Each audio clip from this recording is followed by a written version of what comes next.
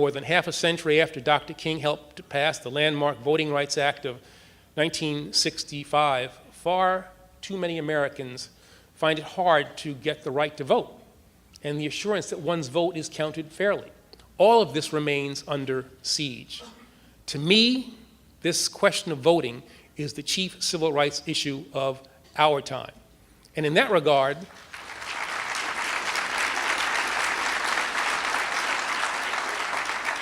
and what's striking is that in that regard, our nation is not as different as it should be from the America that existed during the life of Dr. King. The Selma March was about the right to vote.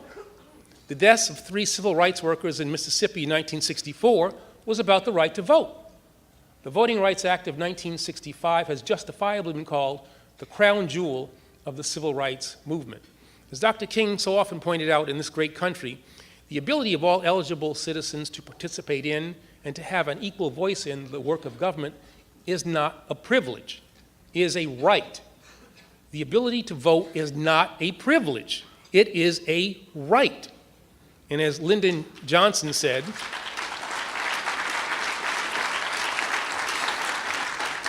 as President Johnson said, and I quote, "The vote is the most powerful instrument ever devised by man for breaking down injustice," unquote. Our nation's policies are determined by those who serve in elected office, and we must make certain that these representatives accurately reflect the choices of the American electorate. Yet in many communities today, our political system is far from fair. It's been undermined by spurious and outright false claims of widespread voter fraud and by acts of voter suppression. And it's been rigged by racial and partisan gerrymandering. And that's why I helped to launch and am proud to chair the National Democratic Redistricting Committee. Now, the NDRC is working to make our democracy more representative, and we're attacking this problem from every angle. We're working to rebuild a system where citizens choose their representatives and dismantle an unjust status quo where politicians are picking their voters. We're working to ensure that voting maps are drawn fairly and that the integrity of the Voting Rights Act is upheld.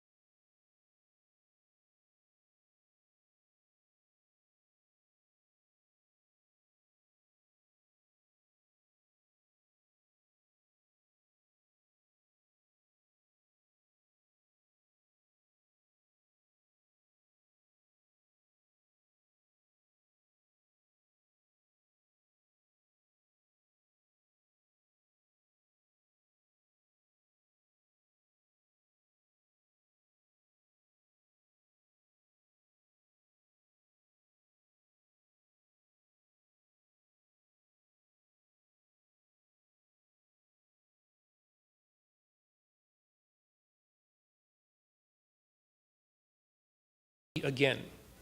So today, let us not merely reflect upon our past.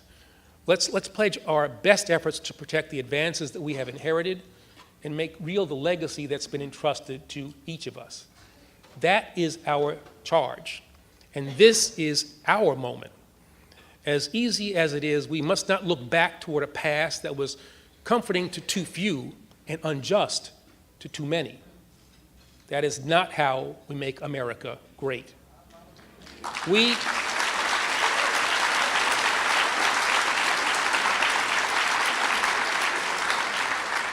We must do the difficult things, and that means embracing the uncertainties of the future and then shape that future in the way that truly great American leaders always have. We must not give in to irrational fear and manufactured division, but instead embrace needed trust and national unity. So let us rise to the challenge of our time. And in the spirit of Dr. King, let us signal to the world that in America today, the pursuit of a more perfect union lives on, the march toward the promised land goes on, and the belief not only that we shall overcome, but that we will truly come together as one nation continues to push us forward. May God continue to bless our journey. May God continue to bless this wonderful city, and may God continue to bless the United States of America. Thank you.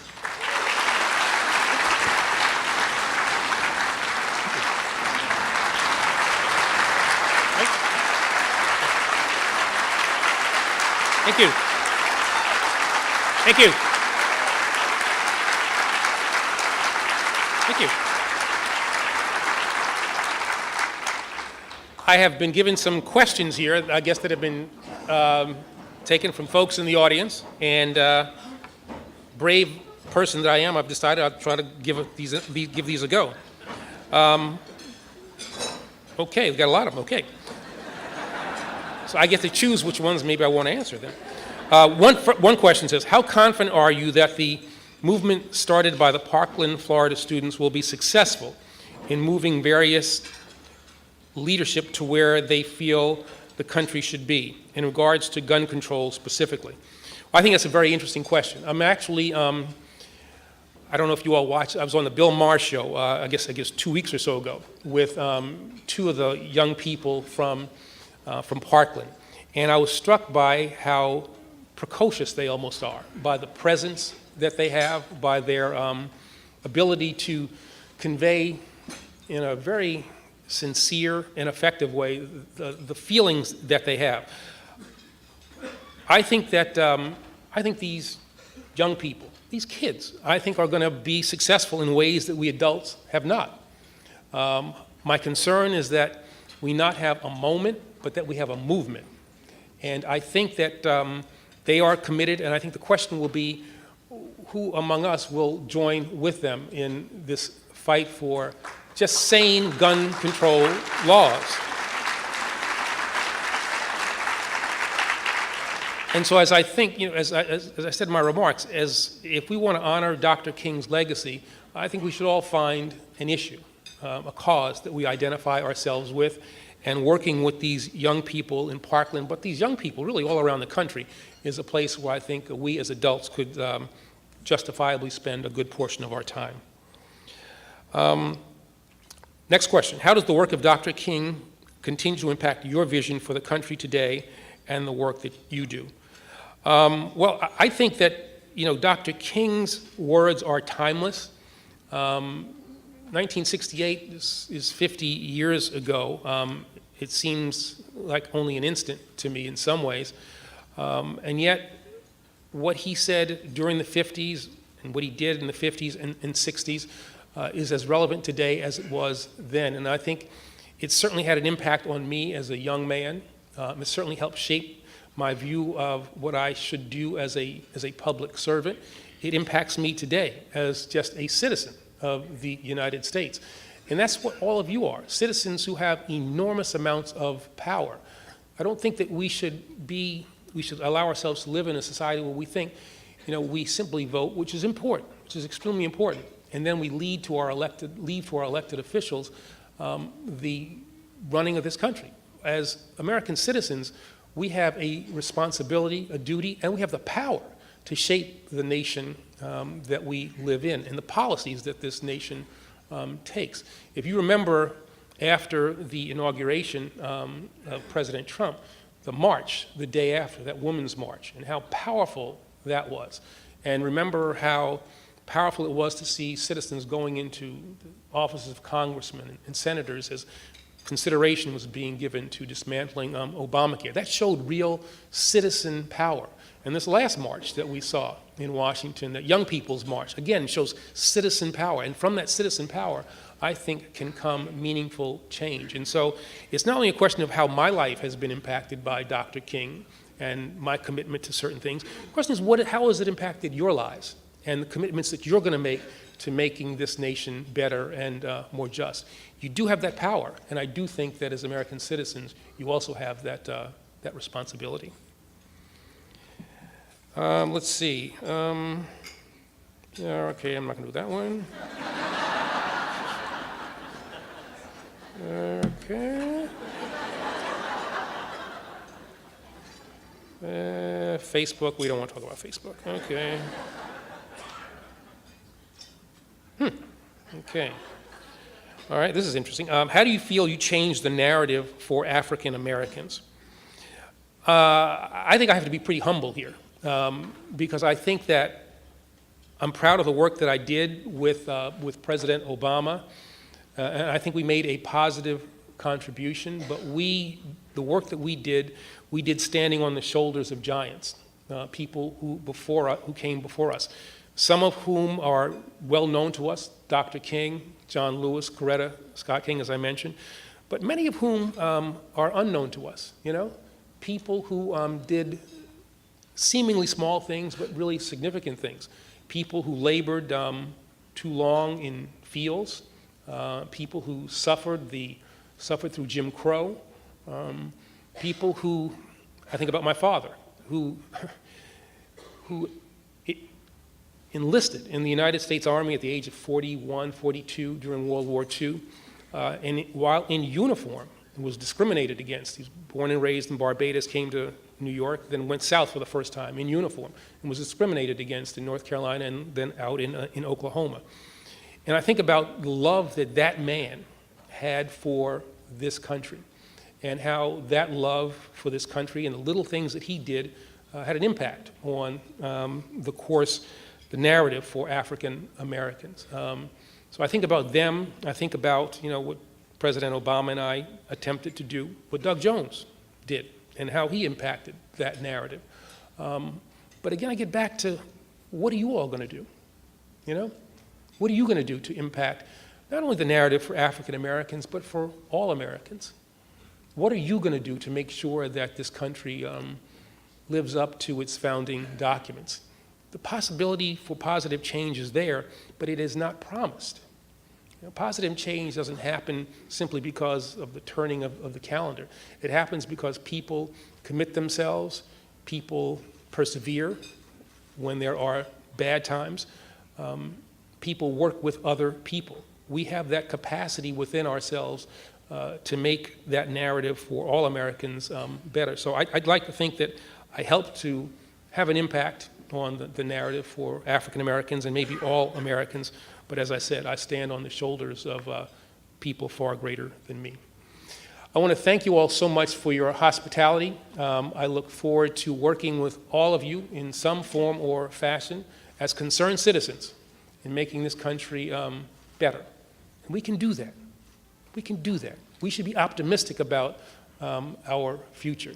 Think about those young people who marched just last week. Think of the women who came out, as I said, after the inauguration. There are hundreds of millions of us who care about this nation. It means we've got to vote, it means we've got to work.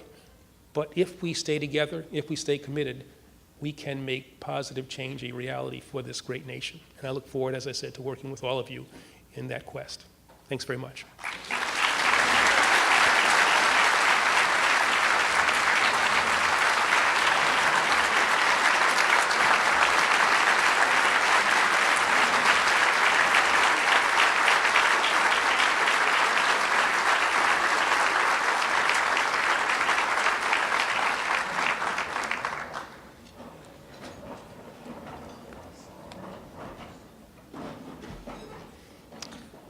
At the beginning of the luncheon, I promised a program that would be fitting for such an historic and extraordinary occasion as this one for our city, state, and nation. And I think you'll agree that Mr. Holder's remarks met that very high standard. So thank you again, Mr. Holder.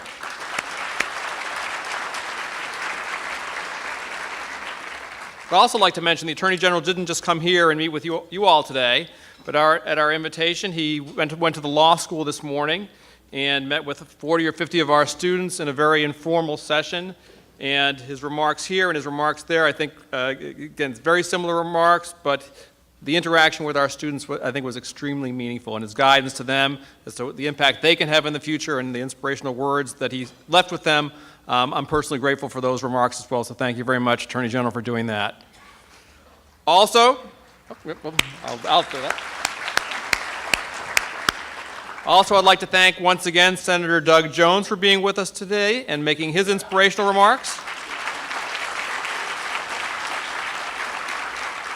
His participation in this special program, I think you'll agree, made the program even more special. So again, it was just a terrific bonus for all of us who could be with him today. Finally, again, I'd like to recognize our sponsors, who you see on the back of the program. Without their support, again, we couldn't have done any of this. So once again, thank you to our sponsors. One more time. And I'll also just mention that you will see on your tables a commemorative coin of this event. I think it should be in a little holder right in front of all of you. Please take that with you as a memento of this occasion and a reminder of, again, the inspirational words we all heard here today. So with that, I will pronounce our luncheon program at an end and invite all of you, those of you who have registered with our symposium, to return to the Continental Ballroom at 2:15 when our program there will recommence. So thank you once again for being with us today.